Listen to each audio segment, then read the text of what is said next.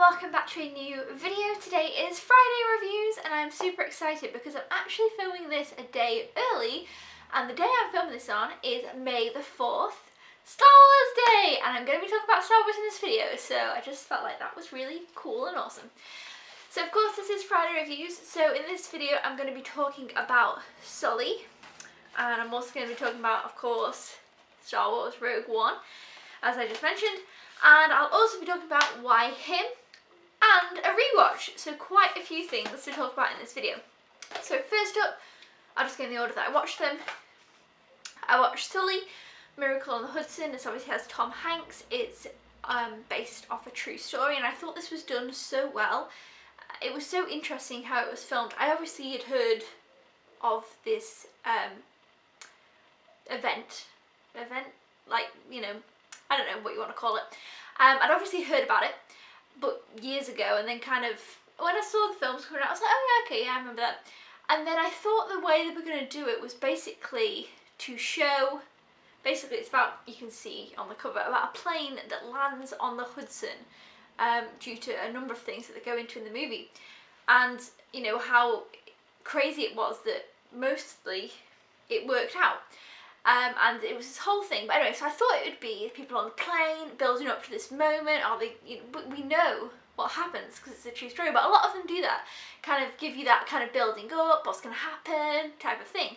This didn't do that. It started out straight away, kind of, you know what's gone on, and it's after the event, which I thought was really interesting. And then it kind of flashes back, and it's kind of to do with this whole lawsuit. I don't know if that's the right word, this whole thing that goes on. It was so interesting. I felt like the bits that I knew about, but I didn't know about all this other stuff, and I feel like that's what this film did fantastically. Tom Hanks was amazing. It was such a incredible story, and I thought that everything that kind of went on behind the scenes was so interesting, and everything that was kind of being accused and just generally what happened as well. It was just all very interesting and amazing. I think as a true story film, this one was fantastic, and I gave it 4.5 stars. I thought it was just told really well, and I think that the way that it was done, the way that it was filmed, and Tom Hanks as an actor really made this film a really great one. And I think you should definitely check it out if you haven't. I do always enjoy kind of true story. I mean, this isn't, it kind of would be maybe more along the lines of, I'm trying to think of something else that's happened that they make films about. Because it's not a disaster film, but not based on a true disaster, because obviously it was a miracle, not, I don't know what to call it. But it was very good, but I don't know where to categorise it. Somebody will know. I'm just, you know, talking on. But Tom Hanks, I love him. He was awesome. He was brilliant. His character was very believable. It felt intense at times too. I felt really almost on the edge of my seat at certain points. You'll know what I mean if you've seen the film, but I don't want to ramble too much because I feel like I'm just butchering the whole thing. But it was filmed fantastically. The acting was brilliant. The story was very interesting and gripping. Definitely check that one out. The next one I watched was my rewatch. I'll go over it very quickly, and that was Ballerina. I talked about this in my last Friday reviews, which wasn't last week, the week before. I gave this 5 stars. I watched it again, still gave it 5 stars. I thought it was still brilliant. The one snippet of the film that I didn't enjoy the first time was, I was watching the film, I was like, I didn't really like that bit of the film when it was kind of, I was getting close to it, so it's kind of like the bit of the film I didn't like was probably 30 seconds long, so I was like, okay, I can live with that then.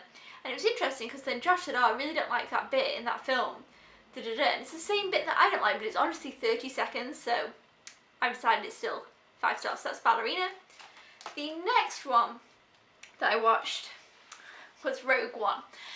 Okay, so obviously this could have its own video, there's loads to say about it, but in this video it is going to be spoiler free. If you haven't seen Rogue One, I'm not going to ruin it for you. Now I feel like I was kind of nervous to watch this because a lot of big films have come out lately and they didn't live up to my expectations, so I feel like I lowered my expectations to watch this because I was really worried, I don't know. And then I started watching it, I thought, oh, okay, it's kind of a little bit dull. Initially, there wasn't too much going on. I felt like I should have rewatched, maybe, what episode do I want to rewatch? The one before this, and maybe the one after it as well, because obviously it's kind of set between the Star Wars films that we've already had. I rewatched 4, 5 and 6 a couple of years ago when The Force Awakens was going to be coming out, and that's the last time I watched them. And then I kind of, you know, I saw them when I was growing up, saw them when I was younger, but I haven't watched them to know every detail, you know. I don't remember what all the ships are called, and I forget what some of the planets are called, but like Josh knows all the things and knows what everything's called. I forget those things, and it's just, so I feel like when I started watching this film, I thought, oh no, this is going to be a film meant for real, proper Star Wars fans, and I felt like maybe I wasn't that. Whereas episode 7, I completely fell in love with it. I rewatched it only once. I was going to say a bunch. I want to rewatch it a bunch. I love BB-8, I love the new characters.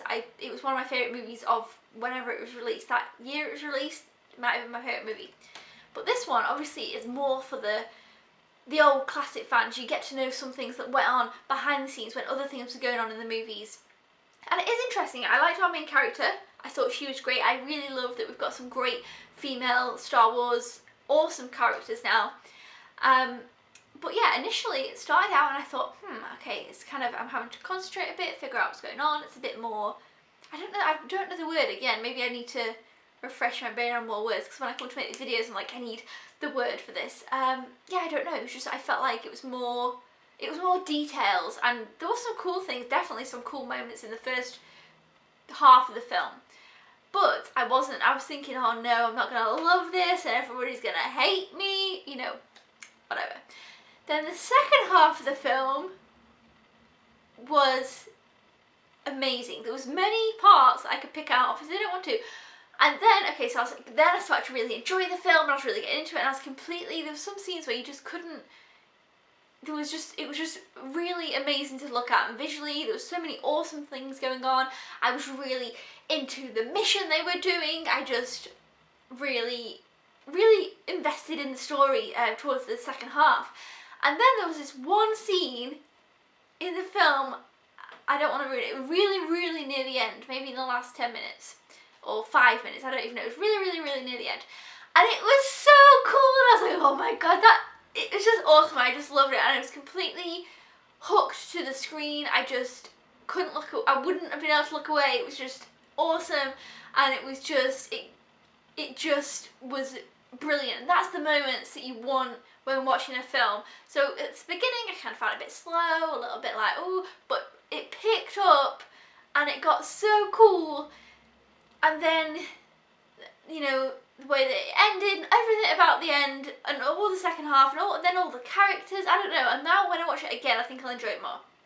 So I gave it 4.5, but if I watch it again, I feel like I enjoy the beginning more, because now I'm more into these characters, if that makes sense. But yeah, I really enjoyed it. I definitely recommend it. And I think if you watch it and you don't stick with it at the beginning, you need to stick with it. But yeah, it was really good. And I'm really glad that I watched it. Because I didn't know if it would be, again, I didn't know if it would just be for really great big Star Wars fans, just to give more insight into things going on in the world and around that time.